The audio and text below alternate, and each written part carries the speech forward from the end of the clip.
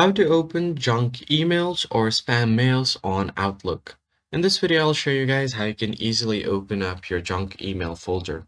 First thing you have to do is open up your web browser and then simply search for Outlook Mail and hit enter. Click on the first thing that you see and you should be able to log into your Outlook Mail account. Click on sign in.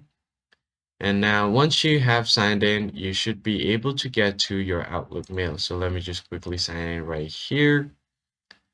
And after you have signed in, you'll get to your Outlook mail. So as you can see, in order to find the junk email folders, it's right here under the folders tab. Click on this drop down. And right below this, you'll find the junk email folder.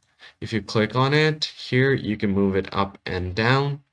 And you can also change its color. So let's say if I want it to be yellow. So if you click on it, you'll be able to see your junk email.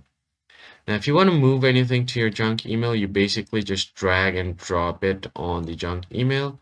Now it has been moved to junk. If I go here, you'll see this email right here. Now, if you want to move it out of junk, click on it's not junk and it will move this to the inbox again, and you can find it on the inbox. So that's how you basically find the junk email folder on Microsoft Outlook.